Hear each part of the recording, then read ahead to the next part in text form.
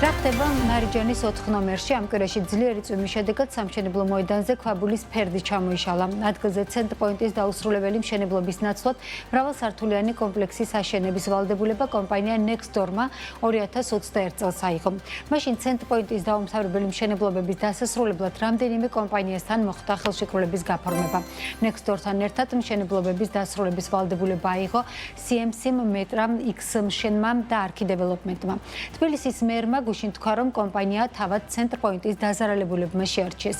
წინასწარი პირობებით პროექტის ახალ მშენებელთან გადაბარება კი მუნიციპალიტეტის კეთილი ნება იყო. ამის შემდეგ ადგილზე ავარიული ნახევრად აშენებული შენობის დემონტაჟი მოხდა. 2024 წელს კი გაიცა ახალი სამშენებლო ნებართვა. მერისგან მოთხოვნილი იყო ხიმინჯოვანი საძირკველის მოწყობა და კომპანიას სამშენებლო ნებართვის კორექტირება დაევალა. ახლა სამშენებლო მოედანზე ქვაბულის ფერდის ჩამოშლის გამო კომპანია Nextdoor 30,000 ლარით დაჯარიმდა. სამშენებლო პროცესი შეჩერდა და გამაგრების სამუშაოების ჩატარება დაევალა. ეს არის სამშენებლო კომპანია ცენტრპოინტის მიერ დაზარალებული ოჯახების ერთ-ერთი სამშენებლო ობიექტი. მარიჯანის ქუჩა ნომერ 4-ში. იქ სადაც ვრცელდებოდა ვიდეოები, როდესაც ქვაბული ჩამოიშალა. 2024 წელს იქნა გაცემული სამშენებლო ნებართვა. თუმცა იმის გათვალისწინებით, რომ ჩვენგან იყო მოთხოვნილი ხიმინჯოვანის საძირკვლის მოწყობა, ვთხოვეთ კორექტირება შეეტანათ აღნიშნულ სამშენებლო ნებართვაში. თვითონ ჩამოშლას რაც შეეხება ჩამოშლის ფაქტს, მუნიციპალურმა ინსპექციამ ფაქტზე მყისიერი რეაგირება მოახდინა, რომლის შედეგადაც უსაფრთხოების წესების დარღვევის გამო ობიექტი დაჯარიმდება 30,000 ლარით. სამშენებლო პროცესი შეჩერდება. კომპანიის წარმომადგენლებს უკვე დაევალათ გამაგრების სამუშაოების ჩატარება, შესაბამისად დამუშავებული პროექტის საფუძველზე, რომლითაც დადასტურდება მომიჯნავე ნაკვეთებისა და მასზე მდგომი შენობა-ნაგებობების უსაფრთხოება. ლევან სამხარაულის სახელობის ექსპერტიზის ეროვნული ბიუროს დასკვნის საფუძველზე მიმდებარე კორპუსის მოსახლეობას საფრთხე არ ემუქრება. რატომ მოხდა ფერდის ჩამოშლა და რეალურად რა ეტაპზეა პროექტი, რომელიც პრობლემურად არაერთხელ დასახელდა.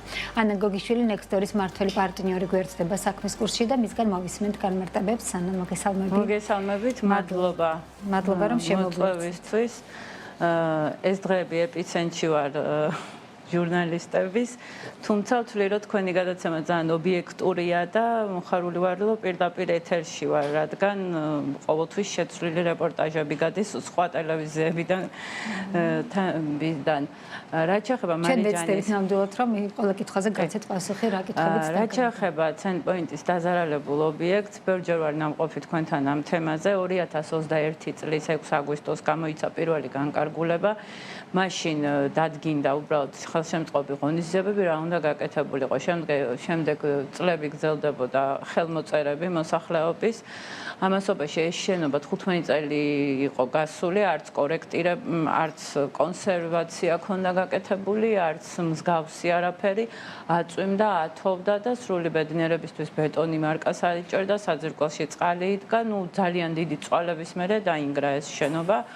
დემონტაჟი მიმდინარეობდა ურთულესად, როდესაც ეს შენობა აშენდა, მაშინ გარშემო არ იყო კორპუსები, ხოლო იმ დღევანდელი და 3 წლის მდგომარეობით აბსოლუტურად გაშენებულია გარშემო ის ეზო, რომელიც არის მეზობლების სარგებლობაში, არის სახელმწიფოს ტერიტორია, ადრე მანდენან ცენტრპოინტს ჰქონდა შესასვლელი, თუმცა შემდეგ ეტაპებზე გარშემო მოშენდა კორპუსები, ეს ეზო გადაეცათ მათ სარგებლობაში.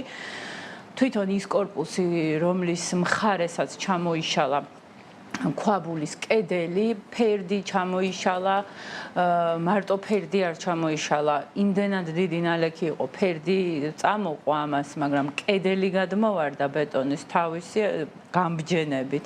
მთლიანად დააწვინა ეს. ეს არის წლების მანძილზე გაწყლოვანებული კედლები, რომელიც იქ ნაპრალი იყო ის ტერიტორია, რაც არის ფერდი, სადაც იყო, ანუ მიწა. ეს ჩვენი ტერიტორია არ არის, ღობე არის დროებითი ღობე ავარიულობიდან გამომდინარე სახელმწიფოს ტერიტორიაზე გადატანილი, რომელიც მეზობლების ეზოშია. მეზობლების შფოთვა სრულიად მესმის, იმიტომ რომ ეხლა ესეთი რაღაცა რო ხდება, თუმცა მათი შფოთვა მთელი დემონტაჟი მიმდინარეობდა. მარტო მათი არა, გვერდზე კორპუსებისაც და ვთვლი, რომ გვერდზე კორპუსს უფრო ცუდი მდგომარეობა აქვს, რადგან ჩვენ კედელზე აქვს პირდაპირ უკანონო შენობა მოდგმული, შემდეგ ლეგალიზებული და ფიზიკურად. ახლა რამელი კედელიც გადმოვარდა, რომელზეც თქვენ საუბრობთ ახლა. აი მანდ თავდებოდა ჩვენი წითელი ხაზი ზუსტად. ეს კედელი თქვენს მიერ არის ჩასხმული თუ ძველი შენობის ნარჩენი? მანდ ჩვენ არაფერი არ მოგვიღია, აი რასაც ვხედავთ ეკრანზე. ეს არის -2 სართული ძველი კორპუსის, რომელსაც თავზე დაინგრა და ეს ქვემოთ იყო. აქ უკანა მხარეს, რაც ჩანს, არის ხიმინჯის ფარდა, ჩვენ გავაკეთეთ მანდ. უკან დავასრულეთ, ეს კედელი იყო გამჯენებით დაჭერილი, რადგან ჯერ მეორე მხრიდან უნდა გაკეთებულიყო ხიმინჯების ფარდა და ასევე დავიწყეთ იქ ბურღვა და აღმოჩნდა 70 მეტრიანი კოლექტორი, რომელიც ხაზოვან ნაგებობებში არსად არ ყოფილა დატანილი ამ 20 წლის მანძილზე. როგორც ჩანს, შენობა იყო ზედ დაშენებული, 1.5 მეტრი დიამეტრის არის. სხვადასხვა გაყვანილობები, რომელიც მანამდე ჩვენ გაზი, დენი, ყველაფერი გადავიტანეთ, მანდედან გაზის მილიც იყო ძალიან დიდი. ესენი გადავიტანეთ და ფიზიკურად ამის პოვნა შეუძლებელი იყო, პირველი ჩვენ პოვნამდე ჯერ სახელმწიფოს უნდა იპოვა და დაეტანა ნახაზებზე.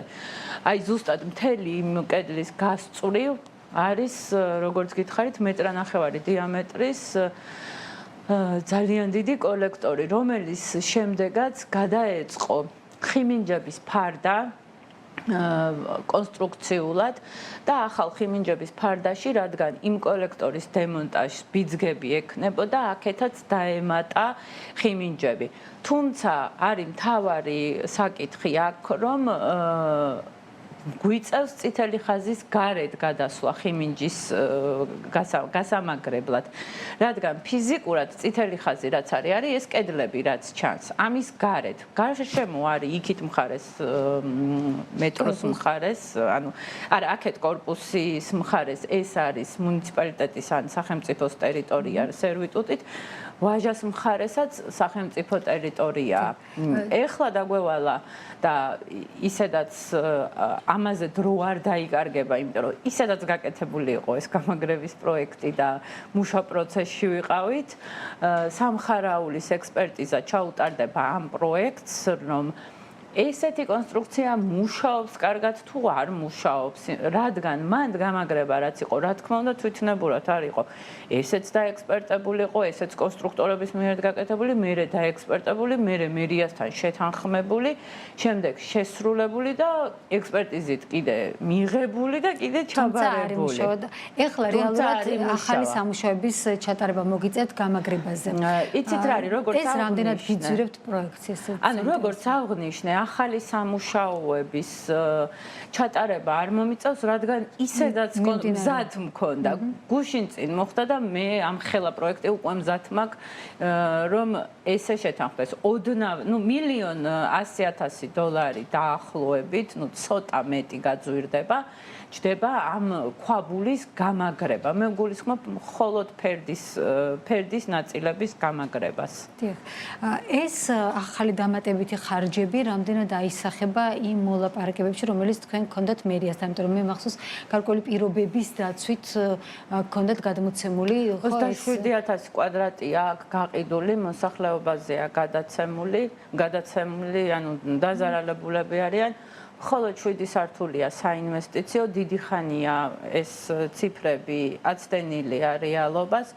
თუმცა ჩვენ ხარისხი, რა პროექტიც არის შეთანხმებული, არის უმაღლესი ხარისხის ალუმინის კარფანჯრით, ზოგადად ხარისხზე არ ვზოგავთ, ჩვენი კომპანიით თანხებს, გელოვანის პროექტიც იგივე ხარისხით, ანუ საუკეთესოთი მიმდინარეობს და ეს გვაძლევს საშუალებას, რადგან არც ერთ პროექტზე ჩვენ ჰაერი კატლავანში ან პრესეილის კუთხით არ გაგვიყიდია. და კარგ პირობებს ვაძლევთ ხოლმე მომხმარებელს, მომავალში აი ამითი ვიჭერთ ძირითადად ფასს, რომ კარგ ხარისხს ყიდი მეტად, თორე კაოს რა თქმა უნდა არ გაძლევენ და ფინანსურ ანგარიშში $300 და $250 დღეის მდგომარეობით ესეთი კომპლექსი თავის 4 სართულიანი კომერციული სივრცეებით, რომელიც გაყიდულია, არასოდეს არ ექნებოდა მოსახლეს მოლის ტიპისის, რომელიც კვადრატული $800 ჯდება მაგის მშენებლობა, ხოლო კორპუსის მინიმალური ღირებულება რაც უნდა აშენდეს $650-ია. კაორი დათვლილია $250-ზე თავის დროზე. კარგი. მომიჯნავე კორპუსები ახსენეთ, ძალიან დიდი შეშფოთება არის. რეალურად აი პასუხისმგებლობები როგორ უნდა იყოს გაყოფილი, როცა ასეთ პრობლემურ თემაზე ვსაუბრობთ, ვთქვათ მუნიციპალიტეტს და კომპანიას შორის, რომელიც აშენებს. მისმის რომ თქვენ ახლა შეხვედით მოცემულობაში, სადაც თქვენ არ დაგიწყიათ, არ შეგითანხმებიათ, შემდეგ გაჩნდა ეს კორპუსები იმ ადგილას, მაგრამ იქ უკვე ხალხი ცხოვრობს, მათი უსაფრთხოება არის ძალიან მნიშვნელოვანი. სრულებით ამ ობიექტზე მშენებლობის ნაწილზე 27,000 კვადრატი როა გაყიდული და 500 ოჯახი რომ ელოდება 22 წელია მშენებლობას. სრულიად პასუხისმგებლობას ამ საკითხზე, რომ გარშემო მოეშენა კორპუსები არის სახელმწიფოს ვალდებულება, არ ვიცი მე პოლიტიკურად ნაკლებად აქტიური ვარ, ძველი მთავრობა მაშინვე არის ესენი გაცემული, არასწორი. ისინი მე დღეს რაც ხდება ეს რომ ხალხი უნდა დაკმაყოფილდეს და ზოგადად დაზარალებული რო არსებობს ქვეყანაში, ეს რა თქმა უნდა სახელმწიფოს ვალდებულება, უბრალოდ სახელმწიფოს არ გააჩნია იმდენი რესურსი, რომ ეხა ის თანხები, რაც კერძო კომპანიამ მაგალითად მიითვისა, ის თანხები აანაზღაუროს. აქედან გამომდინარე სჭირდება კერძო სექტორის დახმარება. ხოლო ტექნიკურ ნაწილში მანდ მშენებლობა, ანუ ეს მარიჯანი იმდენად პრობლემური ობიექტია, თავისი განშლის სამართლებრივი ნაწილის, ტექნიკური ნაწილის მხრივ, რომ სრულიად სახელმწიფო, ცენტრალური ხელისუფლება, მუნიციპალიტეტი, საჯარო რეესტრი, ყველა თუ არ გაერთიანდა, კერძო კომპანია, მე რაც არ უნდა თავი შევაკლა ამ ობიექტს და ბევრჯერ ყოფილა ეთერი, რომ კლინიკიდან ვერთვებოდი ჯანმრთელობის პრობლემების გამო, არ დამიხებია უკან. მე ამ ოჯახებს აღვიქვა ჩემ დიდ ოჯახად უკვე იმდენად ახლო ურთიერთობა მაქვს. თუმცა ტექნიკური ნაწილი, კერძო კომპანია და პირადად ის ნებართვები, ის ტექნიკური ნაწილები, ჩვენ არ ვართ სახელმწიფო, რომ ის გქონდეს ნებართვების მოპოვების ნაწილში სტანდარტულად, როცა აშენებს საუკუნე ელოდები ერთ დოკუმენტს. აქ კი არის გარკვეული ვადებზე ნაწილობრივი დახმარებები, როდესაც შეატყობინებ, თუმცა ძალიან რეალობაა, რომ ელემენტარული მილის გადატანა GVP-სთან უამრავ ბიუროკრატიას უკავშირდება. ასევე მერიაში ცალკეული, რაც არ უნდა ცენ მე ქალაქის მერს ძალიან დიდი სურვილი ქონდეს, კარგი საქმე გააკეთოს, ძალიან სამწუხაროა ის, რომ ქბგანყოფილებები, თუნდაც არქიტექტურა ჩემთვის პირადად ძალიან დიდი თავის ტკივილია. დიდი ბიუროკრატია ხდება ძალიან დიდი ბიუროკრატიაა და მე ვთვლი, რომ ესეთ პროექტში ბიუროკრატია კანონდარღვევას არ ვითვლო, მაგრამ პირველი რაც უნდა იყოს ადამიანური მიდგომა, იმიტომ რომ ფიზიკურად აქ ფონს ვერ გახვალ. ერთ-ერთი კითხვა, რომელიც მედიაშიც გაჩნდა, იყო თქვენი კომპანიაში ახალი მეტწილის შემოსვლას მოყვა ბასილ ხეიძის. რატომ მე რეალურად მაინტერესებს, რატომ გაჩნდა საჭიროება, რომ შემოგიყვანოთ, ეს იყო ინვესტორი, ვით საჭიროება, რომ შემოსულიყო ახალი პარტნიორი, თუ უბრალოდ მოიტანა, ასე ვთქვათ, ვითარებამ და შესაძლებელი იყო ახალი პარტნიორის შემოსვლით, ან მეტი, ვთქვათ, საინვესტიციო მიმსჯელობა მიიღოთ ან თანხების მოძიება. მოკლედ ეს რომ ავხსნათ, რასთან იყო დაკავშირებული, მოკლედ თქვენი წილის დასვისება. გელოვანის პროექტზეც Nextdoor 100% ქონდა და ზოგადად ამ დღეის მდგომარეობით 1 კვადრატის 1 თეთრი სესხი არ გააჩნია კომპანიას. 50,000 კვადრატია აშენებული სესხის გარეშე. ზოგადად ჩემი მიდგომა არის, მე არ მინდა კომპანია იყოს გაყიდვებზე და მშენებლობა იყოს გაყიდვებზე დამოკიდებული, ასევე საბანკო პროდუქტებზე და ბანკის პროცენტი გახჩოვდეს და იაფად კატლავანში ყიდო ფართები კატეგორიული წინააღმდეგი ვარ ამისი. მანდ ბევრი კომპანია პროექტი არის ძალიან კარგი ხარისხით, რომელიც $50 მილიონი ჯდება. დასაწყისშივე პრესეილების როგორც გითხარით და ბანკის კატეგორიული წინააღმდეგი ვარ ზოგადად, მაგრამ ამ ობიექტს იმდენი პრობლემა აქვს, ისედაც არ აინტერესებს თავში ბანკს, equity, ну რაღაცა დიდი equity-ია საჭირო. რაც შეეხება ვასო მხეიძეს განვითარებულ მოვლენებს, ზოგადად პოლიტიკურად ანგაჟირებული არ ვარ მე და ძალიან ნეიტრალური ის მაქვს. რა შემთხვევაში მე უფრო ბიზნესურად გეკითხებით და არა პოლიტიკურად. ბიზნესურად არის, ზუსტად ჩემი ასაკის არის, წლებია ვიცნობ და ყველაზე მთავარი ფაქტორი რაც იყო ამ საგიჟეთში თავის შეყოფის და გვერდზე დგომის მისგან თვითონ არის ცენტპოინტის დაზარალებული სააკაძის ობიექტზე 20 წლის წინ, როდესაც რავი ჩვენ ვიყავით 20 წლისები და მშობლებმა უყიდეს ბინა და არასოდეს არ ეღირსა და მას კარგად ესმის ეს სპეციფიკა. რაც შეეხება ჩვენ გავრისკეთ თანხები და ასევე გეხსომებათ 6-3 წლის წინ პერიოდი მე თქვენ ეთერში პირდაპირ ეთერში ჩავერთე კლინიკიდან მე 7 თვე მომიწია საქართველოსთან წასვლა ძალიან ისეთ ჯანმრთელობის პრობლემებს ვებძოდი და მე ფიზიკურად მჭირდებოდა დახმარება ტექნიკურად მშენებელი კომპანიის მე ვუძღვები დეველოპერულ საკითხს მარკეტინგს გაყიდვებს ბიუროკრატიას პროექტირებას ყველაფერს თუმცა ვერ ყვევი ძალიან კარგად კონსტრუქციებში მაგრამ აუცილებლად მჭირდებოდა გვერდზე მამაკაცი მშენებელი და ვთვლი რომ ჩვენ ის პერიოდი რაც ერთად ვიმუშავეთ ძალიან დიდი გამოწვევები გავიარეთ ერთად დემონტაჟის პერიოდი ძალიან ბევრი პერიოდი ის ნაწილი მაგალითად რომ ნებართვა გაიცა მაგრამ განშლა არ დარეგისტრირდა მოსახლე ვერ ირეგისტრირებდა განშლას და პროკურატურა ჩაერთო პროკურატურის დახმარებით სულ რაღაც ერთი თვეა დაიწყო მან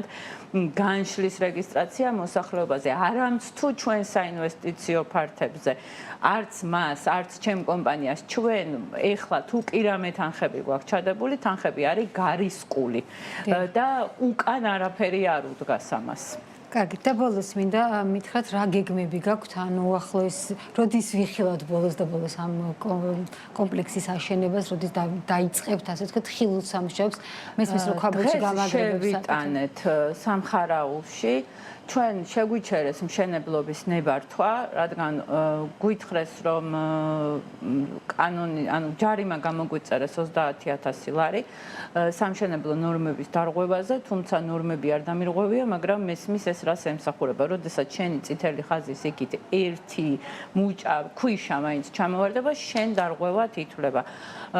თუმცა ანუ რაც ზოგადად როგორც ხდება კონსტრუქცია ექსპერტიზა, რაც იყო ყველაფერი გაკეთებული იყო, არ იმუშავა. ამ პასუხისმგებლობას რა თქმა უნდა კონსტრუქტორიც გძნობს, ყველა გძნობს, მაგრამ აქ საკმაოდ წამყვანი კონსტრუქტორები არიან ჩართულები და არა ვიღაცა გუშინ გაჩენილი კონსტრუქტორი.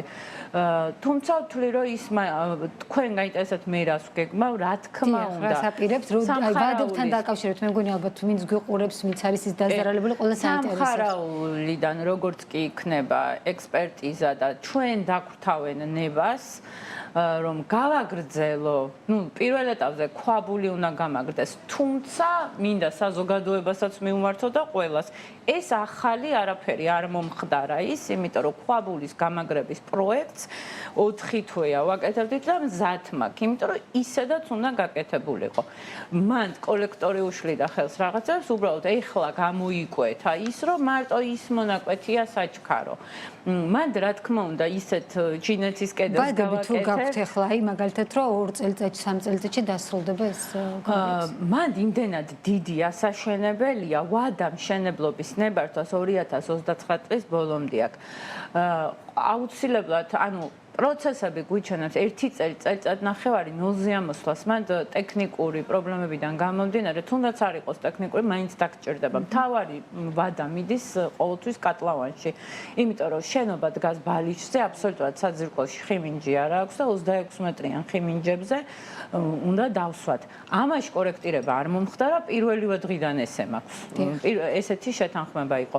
შემდეგ მონოლითს რაც შეეხება, მან არ ველოდები რთულ გამოწვევებს ტექნიკურად, თუმცა სამშენებლო მოედნის პრობლემა გვაქვს და იმდენად დასახლებული პუნქტია მე უფლებას არ გაძლევენ 7-ის მერე 6-ის მერე იმუშაო და გელოვანზე თუ დღეს მე 17 სართულზე ვარ 2024-ში დავიწყე და თითო სართული 3000 კვადრატია და არაჩვეულებრივი მშენებლები აშენებენ და ყველაფერს იქაც სამშენებლო მის აი მარჯანს აქვს სრული ბუკეტი გამოწვევების მაგრამ მე მინდა საზოგადოებას მივმართო მეზობლებსაც სახელმწიფოსაც და ყველას რომ ამ ობიექტის დასრულება უკაცრავად წარმატებით დასრულება ყველას გამარჯობა იმიტომ რომ ძალიან ბევრი დიდი ცოდვა დევს მაგ ობიექტზე 500 ოჯახია ქუჩაში მადლობა ძალიან დიდი ნანა ანა გოგიშვილი Next Door-ის მმართველი პარტნიორი იყო ჩვენი სტუმარი და ვსაუბრობდით მარიჯანის 2 ნომერში პრობლემურ მშენებლობაზე